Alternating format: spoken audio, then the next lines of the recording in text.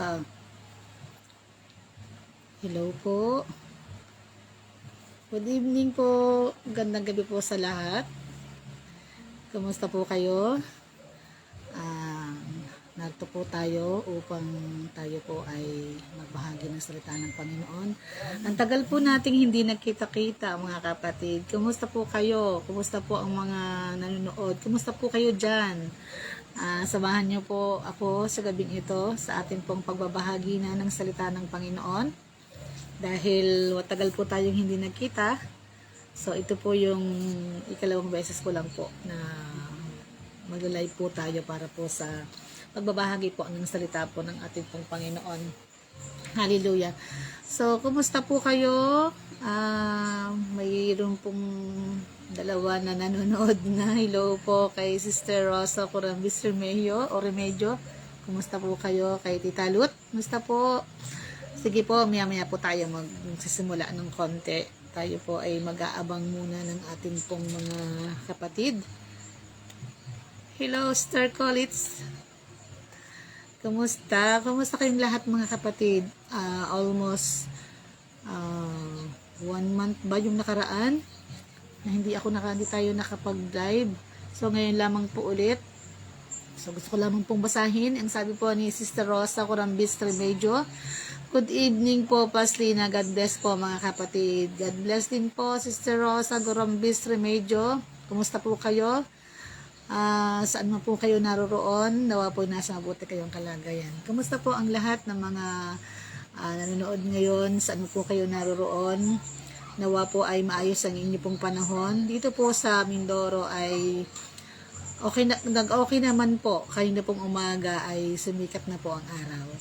Hallelujah. Kahapon po at saka nung makalawa, at yung isa pang makalawa, ay masama po talaga ang lagay ng panahon dito po sa Mindoro. At alam ko po sa iba din pong lugar, ay medyo hindi rin po kagandahan ng panahon. So, salamat po at gumanda na po ang panahon dito. Nawa po sa inyo din po ay maayos na rin po ang panahon. So, maghintay po tayo ng iba pa nating kasama sa gabing ito. Hallelujah. So, mga kapatid, napakahalaga po ng pakikinig po ng salita ng Panginoon.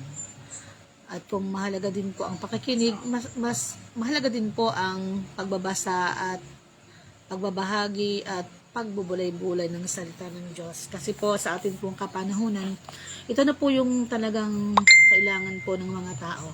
Ang salita po ng Panginoon. Kasi po ang sabi po ng Matthew 4:4 ay hindi lamang sa tinapay na bubuhay ang tao, kundi sa bawat salitang namumutawi sa bibig ng Diyos.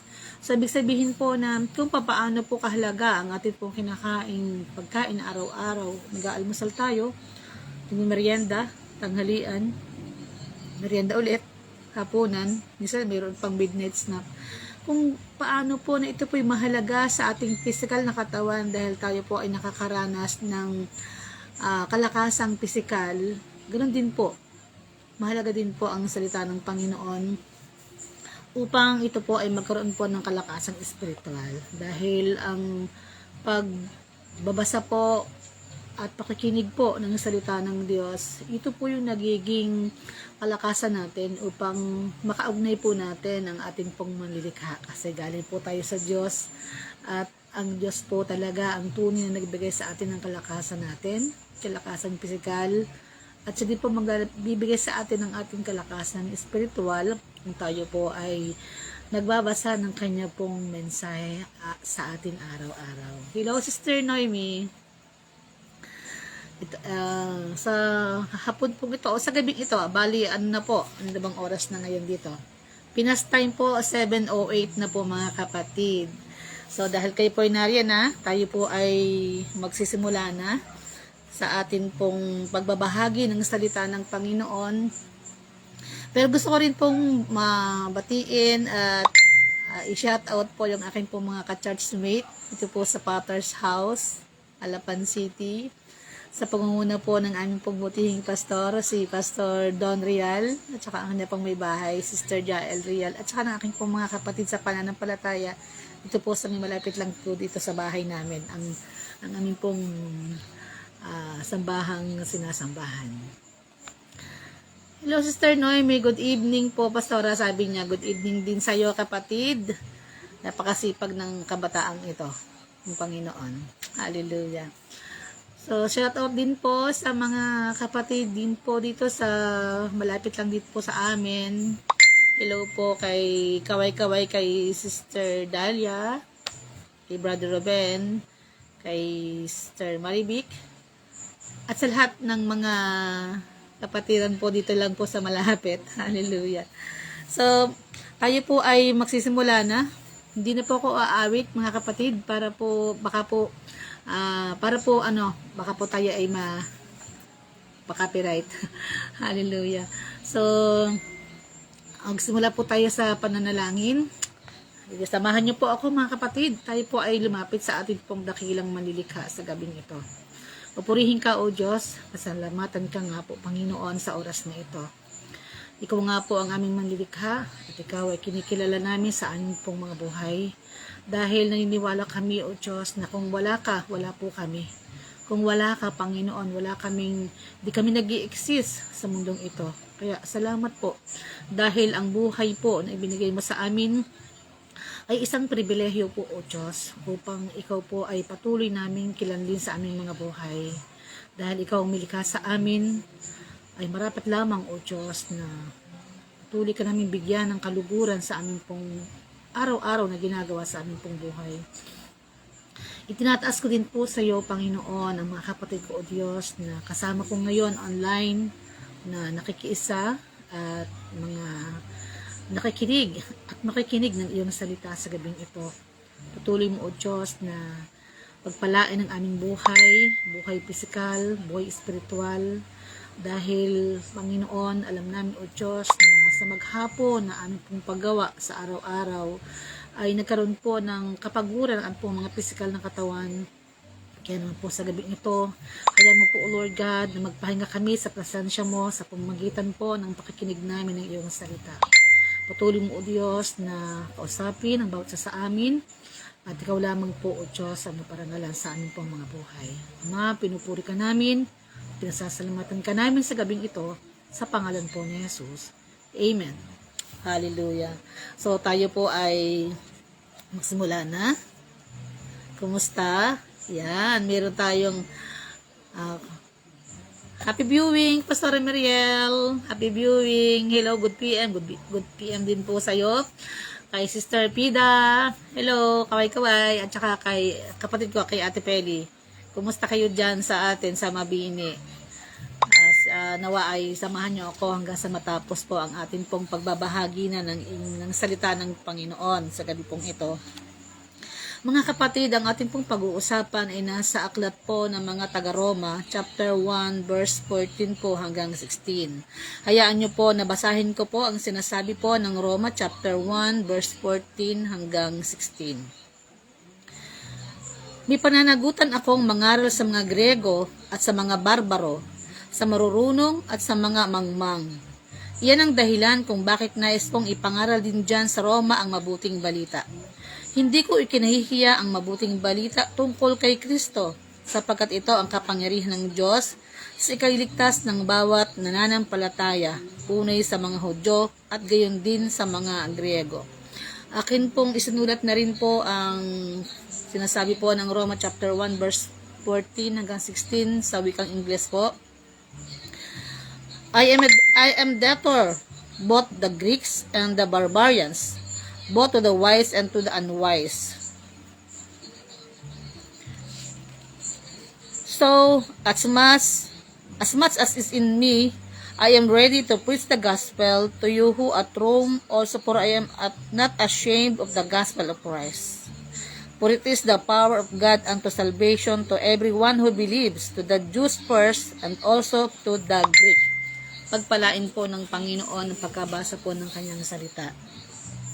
Alam niyo po mga kapatid, ang malalim po ang commitment ng mga mananampalataya sa pagbabahagi po ng mabuting balita ng ating Panginoong Hesus. Kasi kita na sa atin pong teksto ngayon ay makikita po natin kung ano po yung karanasan ni Apostol Pablo sa kanya pong pagiging Kristiyano. Hallelujah. So, ito po ay dapat ay nag-uugat sa tatlong bahagi kung bakit dapat nag-iibanghelyo o bakit nagbabahagi ng salita ng Diyos ang bawat mananampalataya. Kasi po, ang mga mananampalataya ay mayroon pong bagong nasain. Kumusta po mga kapatid? Nung tayo po ay una pong nakarinig ng salita ng Panginoon. Kumusta po mga kapatid noong tayo ay unang nakakilala sa atin pong Panginoon? Mga kapatid, ang mga mananampalataya po, una ay mayroon na pong bagong nasain. Mayroon pong desire na bumubukal na sa kanya pong puso. Siya po ay mayroon ng bagong pananaw. Hallelujah. At siya po ay mayroon na pang mga bagong kasama na mga anak ng Diyos, na mga taong makadiyos. Dahil siya po ay mayroon ng bagong pagkatao. Sabi nga po ng 2 Corinthians chapter 5 verse 17, if anyone is in Christ, he is a new creation. The old has gone and the new has come. Ang mga dating bagay ay nagsilipas na. Sabi doon, narito ang lahat ay pawang naging mga bago.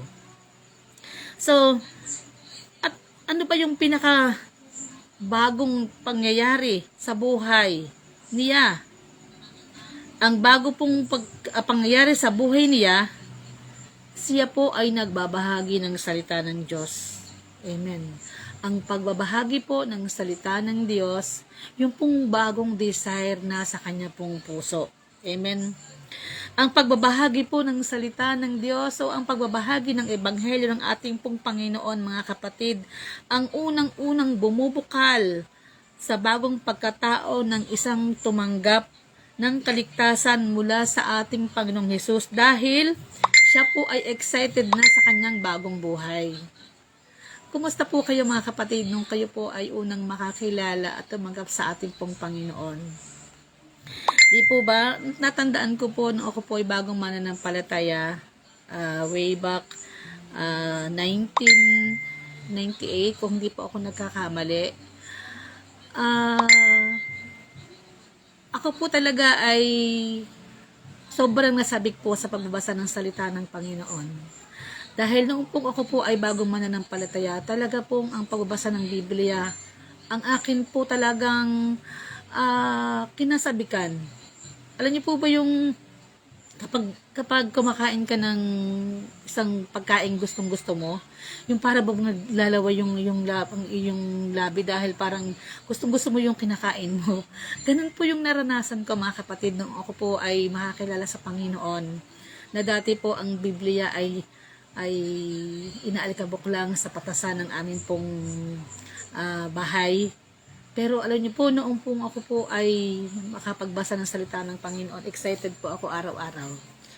Dali-dali po ako naglilinis ng bahay, dali-dali po ako naglalaba. Bakit po? Meron po akong gustong gawin.